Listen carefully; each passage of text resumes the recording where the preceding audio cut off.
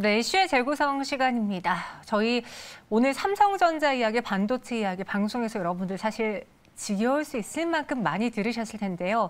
저는 김민수 대표님의 의견이 궁금해서 또 한번 준비해봤습니다. 레몬리서치 김민수 대표님과 함께 삼성전자 투자 이야기 다뤄볼게요. 어서 오세요.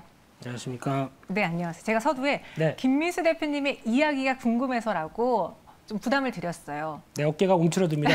네.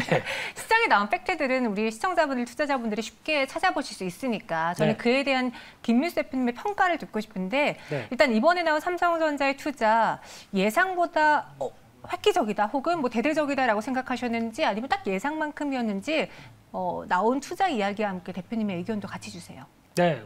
그냥 나올 때 돼서 나온 것 같고요. 삼성전자가 언제든 할 수는 있었는데 이제 좀 눈치를 보다가 나왔던 부분들, 뭐 이제 내용들은 대부분 다 아실 거고 또 채널 돌아갈까봐 지겨우실까봐 네. 또 짧게만 말씀드리게 되면 내용 중에서 뭐 240조 투자라는 얘기, 국내 180조 투자라는 얘기. 근데 여기서 중요한 게 왜 굳이 고용 4만 명까지를 얘기했을까요? 네, 그거는 아무래도 이제 그런 관계겠죠. 정치적인 네. 뭐 이런 부분들도 살짝 뭐 연결은 있었지 않았을까. 그러니까 사회에도 도움이 되는 일을 하고 있다. 그렇죠. 네. 예, 해석 잘해 주셔서 감사합니다. 네. 네. 그런 쪽에서 봤을 때 이제 세부 내용들 보게 되면은 다 아시는 것처럼 이제 미국의 파운드리 해야 되고 거기다가 중국, 인도, 베트남 또 투자하는데 30조 원. M&A 쪽에 한 30조 원 들어가 있다 보니까 이쪽의 변화를 또 앞으로 계속 기대를 할 거고요. 그래서 또 반도체 쪽이 150조가 들어가 있는데 뭐 다 아시는 것처럼 메모리, 비메모리 다 들어가 있고 특히 백신 유전자 치료제 그리고 또 그 CDMO죠. 삼성 바이오로직스 쪽이고 또 이제 차세대 통신 5G, 6G. 근데 이거는 모르겠습니다. 5G나 제대로 하고 6G로 가야 되는데 네. 그 제대로 안 됐는데 뭐 지금 장비와 네트워킹 쪽의 강점을 가져가겠다는 입장 쪽에서는 하는 건 좋은데 어떤 소비자 입장 쪽은 아직은 좀 감이 멀죠. 그런 그렇죠. 쪽과 함께 또 AI 뭐 로봇 슈퍼컴퓨터 여기다 20조를 쓴다라고 하는 큰 그림은 나왔는데 쉽게 말씀드리면 여기 얼마 쓰고 여기 얼마 쓰고 얼마 쓰는데 실질적인 사업에 뭐 구체적으로 이쪽에 대해서 뭐 6조 5천억, 뭐 이쪽에 뭐 2조 8천억 이런 식으로 세부적으로는 아직 안 들어가 있죠. 그러다 보니까 일단 큰 그림만 그렸다라고 봐야 될 것 같습니다. 큰 그림을 그렸고 나올 때가 되어서 나왔다라고 이야기해 주셨는데 어제 이 속보를 전해주신 게 우리 김민수 기자였거든요. 네. 근데 쭉 보셨을 때 삼성의 이런 투자가 삼성그룹주에 어떤 영향을 미칠지 사실 뭐 삼성이 갖고 있는 그 상징성이 있기 때문에 단순히 그룹주 차원이 아니라 뭐 국내 반도체 시장이라든가 반도체 기업들에게도 영향을 미칠 정도인지 그 파급력은요? 그래서 어제 또 처음으로 속보를 말씀드릴 때 네. 제가 머릿속으로 딱 계산한 건 그였습니다. 3년간 240조면은 38에 24. 1년에 80조 투자한다고 하는데 네. 가만 생각해 보니까 삼성전자는 안 그래도 한 60조, 70조는 충분히 매년 투자를 했었던 회사입니다. 연평균으로 뭐 83조라고 얘기는 하고 있는데 그러면 그렇게 큰 거야? 라는 생각이 살짝 들더라고요. 그래서 규모만 보게 되면 뭐 저희가 뭐 조가 거의 뭐 누구네 집 이름처럼 지금 불리고 있는 상황들이지만 근데 지금 그런 큰 단위이긴 하겠지만 삼성전자가 지금까지 해왔던 부분들을 약간 3년에 통틀어서 이렇게 얘기를 한다는 얘기는 아무래도 계획을 가져갔다라는 쪽에 대한 변화가 제일 중요한 것 같고요. 그만큼 지금까지 삼성전자를 바라볼 때 좀 처져 있다라는 쪽에서 뭔가 방향성을 위해서 세부적인 내용들이 좀 결정되고 그를 위해서 이제 우리 삼성전자가 뛰겠습니다라고 하는 약간 방향성을 보여줬다는 것에 대해서 가장 초점을 맞춰야 될 것 같고요. 그중에서 반도체 같은 경우는 이제 이때쯤에서 또 나와야 될 얘기가 이제 기술 관련된 부분이 아닌가 싶습니다. 지금은 기술 경쟁력을 통해서 이제 TSMC를 쫓아가겠다는 입장들이 상당히 높아지는 차원이다 보니까 이제 어제도 기술 컨퍼런스에서 나왔던 얘기 중에 하나가 이 부분은 상당히 저도 눈에 띄었는데요. 네. HBM, PIM이라고 하는 기술인데 이쪽 반도체가 쉽게 말씀드리면은 지금은 CPU와 메모리가 따로 떨어져 있죠. 근데 이거를 합쳐서 인공지능으로 CPU를 돌리면서 메모리까지 같이 겸하게 되면 이제 앞으로 시장은 다음 세대 쪽에서는 근데 다음 반도체겠죠. 이쪽에서는 오히려 이게 합쳐져서 같이 유기적으로 움직인다라고 했었을 때 CPU가 필요 없을 정도까지 된다라고 하게 되면 상당히 의미 있지 않을까요? 그렇기 때문에 이 기술에 대한 공개는 했는데 이제 상용화까지는 좀 뭐 시간이 걸리겠죠. 게다가 또 지금 TSMC와 경쟁하는 이제 뭐 5나노 쪽, 3나노 쪽으로 할 때 가장 중요한 게 지금까지 보였던 핀팻 쪽 픽이 아니라 이제 GAA, 그러니까 게이트 올 어라운드 쪽의 기술을 본격적으로 상용화 시키느냐라는 부분들처럼 기술력을 또 돋보이는 모습들이 삼성전자가 앞으로 해야 될 일이다라는 쪽도 계속 부각을 받아야 될 것 같습니다. 네, 그리고 저희 채팅방에 이런 글이 올라왔어요. 트레밸류님이요. 네. 삼성 입장에서는 해외 M&A가 필요하다. 5년 전쯤 진작에 했어야 했는데 라고 이야기를 해주셨어요. 이번에 인수합병까지 예고를 했잖아요. 네. 투자되는 금액에서 뭐 설비 투자도 있고 그리고 연구개발 비용도 있지만 인수합병에도 쓸 것이다라고 시장은 예상하고 있는데 어떤 쪽으로 투자를 하면서 인수합병을 할까요? 책정된 금액이 30조 정도 되는 걸로 알고 있는데요. 네. 어디 할까요? 한번 찍어보세요. 네. 어디 할까요? 네, 삼성 쪽에 그래도 일가견이 있으신 분이지 않습니까? 네, 그냥 넘어가겠습니다. 네. 그래서 일단 제가 보기에는 지금 이제 좀 뜨거워진 쪽, 그러니까 삼성이 IT 기술을 가지고 뭔가 다음 쪽으로 들어갔었을 때 지금 이제 대세로 다가오고 있고 그러면은 거기와 관련된 쪽이면은 제가 보기엔 좀 정체되어 있는 하만과 관련돼서 이거를 다시 유기적으로 더 키울 수 있는 섹터가 어디냐라고 보게 되면 전장 쪽 같습니다. 네. 이쪽에 대해서 하만과 같이 뭔가 시너지를 일으킬 만한 회사에 대한 변화를 하지 않을까라는 쪽으로 보여지고 있는데 그만큼 하만이 갖고 있는 경쟁력은 상당히 뛰어난데 아직 뚜렷한 변화를 못 보여주고 있다라고 하게 되면 여기 불쏘시개를 좀 넣지 않을까라는 쪽으로 생각하고 있는데 모릅니다. 저는 삼성 사람이 아닙니다. 네. 네.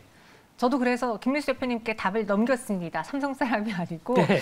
이를 예측하기는 참 어렵지만 말씀하신 것처럼 하만을 인수한 이후로 좀 정체되고 변화가 필요하기 때문에 전장 부분에 조금 더 역량을 강화시키기 위해서 M&A를 추진하지 않을까라고 살짝 예측을 해보았고요. 그럼 여기 더불어서 삼성의 바이오 쪽도 이야기를 해볼게요. 투자를 했고 혹자는 사실 향후에 점점 시간이 10년, 20년 지나갔을 때 삼성이 삼성전자보다는 삼성바이오로직스로 먹고 살 것이다 라고 이야기하신 분도 있거든요. 네, 어디서 많이 들은 얘기 같습니다. 네, 어느 분이 그렇게 얘기하시는 것 같은데 네. 저는 반대입니다. 네, 같이 살아야 되겠죠. 네. 한쪽만 잘 키우고 또 한쪽은 처진다고 그러면 안 될 것 같고요. 근데 이제 삼성바이오로직스 관련된 바이오 쪽도 삼성이 바라보는 또 하나의 중요한 자리매김이 돼 있는 상황 쪽에서 여전히 드라이브를 계속 걸 걸로 보여지고 있고요. 이제는 4공장, 5공장까지 4공장 지나서 5공장, 6공장까지 이제 2개 공장 이제 거의 송도는 3바 뭐 이렇게 나오게 생겼는데요. 네. 그러다 보니까 이런 쪽에서 이제 또 가장 뜨거운 게 이제 세포 유전자 치료제에 관련된 쪽에 CDMO 쪽을 강화시킬 걸로 보여지고 있는데 기존에 그냥 CMO랑은 좀 다르죠. 기존의 CMO는 단순하게 세포 쪽을 가져와서 이렇게 위탁 생산해서 들어가는 쪽이라고 하게 되면 이제는 DNA를 토대로 해서 세포와 함께 연결되는 이런 구조라고 하게 되면 훨씬 더 어떤 마진이나 그리고 또 기술력이 높아질 수밖에 없는 쪽인데 이쪽에 대해서 아마 삼성 쪽도 많이 신경을 쓸 거고 그에 따라서 공장과 여러 가지 자금도 투입하게 되면은 아마 삼성 바이오로직스의 장기 성장성은 좋습니다. 근데 지금 공장을 설립하게 되면은 그런 과정들이 나오죠. 공장을 설립했었을 때 이게 시험 가동에 들어가고 라인을 또 조정하고 그러게 되면 한 1년 중에서 한 분기 정도는 실적이 삐끗하는 때가 나옵니다. 그런 때가 매수 기회겠죠. 그렇기 때문에 그를 잘 활용하시면서 추가적인 변화도 삼성바이오로직스는 끌어나가셔야 될 것 같습니다. 그러니까 제2의 반도체가 될 것이다. 제1의 반도체는 여전히 가져가고 네. 제2의 반도체가 되지 이 삼성바이오로직스 의료 쪽만 역량을 강화시키긴 어려울 것이다라고 이야기해 주셨습니다. 그럼 삼성전자가 이런 발표를 했음에도 불구하고 오늘장에 또다시 밀리고 있거든요. 지금 0.4%, 0.26% 내리고 있는데 대규모 투자 발표에도 오르지 못하는 이유 뭘까요? 앞서 말씀드렸듯이 나올 때가 돼서 나왔다. 근데 어제는 시점적으로 장 마감쯤 되는데 나오다 보니까 빨리 사야 돼라는 쪽에서 약간 뜨거웠다가 이제 또 내용들 이제 쭉 살펴보다 보니까 그렇게 뭐 크게 눈에 띈다거나 뭐 이런 변화가 없다 보니까 그 정도라고 지금 시장이 파악하는 정도가 아닌가 생각되고 있고요. 앞서 말씀드린 것처럼 이 상황 쪽에서 앞으로의 구체화된 플랜이 좀 더 필요하다라는 쪽도 눈여겨보셔야 될 것 같고요. 그렇게 되면 이런 대규모 투자를 했었을 때 당연히 처음으로는 어떤 직접적인 회사는 실적이 바로 안 나올 수가 있겠죠. 근데 바로 실적이 나올 수 있는 거는 투자를 하다 보니까 뭐 설비나 뭐 R&D나 이런 쪽으로 파장 효과가 나올 수 있는 소부장 쪽이 훨씬 더 이와 관련된 부분들이 더 뜨겁지 않을까라는 쪽인데 마찬가지로 수주 동향들을 확인해야 되겠죠. 네. 네, 관련 소부장들의 수혜폭이 확대될 것으로 보여지면서 실질적으로 따내는, 그러니까 수주가 나타나는 회사를 주목해야 된다라고 했고요. 우리가 그 회사들을 뉴스 나오고 확인을 해봐야겠지만 먼저 좀 관심 종목으로 둘 만한 그런 가능성이 있는 기대주를 꼽아보자면 어떤 회사들이 있을까요? 네, 오늘은 전반적으로 다 아침 시가가 고가입니다. 네. 부근이 고가고 좀 밀려 있는데 그래도 여전히 바라봤었을 때 비메모리 쪽에 오셋이라고 하는 쪽은 강화될 수밖에 없는 추세이기 때문에 테스나 이쪽은 계속 봐야 될 것 같고요. 또 두 번째로는 GST라는 회사가 있습니다. 이 회사는 앞으로 할 일이 많은 회사 같은데 물론 추세적으로 많이 올랐습니다만 올해 사상 최대 실적 나올 걸로 보여집니다. 그만큼 이 회사가 하는 것 중에 스크러버와 칠러가 있는데 네. 스크러버 같은 경우는 유해가스 제거 관련된 쪽이고 칠러는 이제 온도 안정장치죠. 그런데 지금 스크러버 같은 경우는 과거에는 이제 LNG를 가지고 이용을 해서 뭐 세정이나 이런 쪽에서 유해가스를 처리했다고 하게 되면 지금 이쪽 같은 경우는 플라스마 기술을 통해서 전기로 유해가스를 태워버립니다. 이게 상당히 고난이도죠. 그러다 보니까 또 이제 친환경 쪽으로 다가서다 보니까 업체들이 이쪽에 대해서 더 많이 신경을 쓴다라고 하게 되면 이 GST의 스크러버는 더 수주 기회가 높을 것이다라고 바라보고 있기 때문에 네. 성장은 뚜렷할 것 같습니다. 게다가 또 직접적인 수혜가 되겠다라고 하는 종목은 딱 저는 이 종목을 꼽았는데 딱 뭐요? STI입니다. STI인데 장중에 주가가 쫙 가다가 다 빠지더라고요. 그럼 지금쯤 가도 될까요? 네, 그냥 두시죠.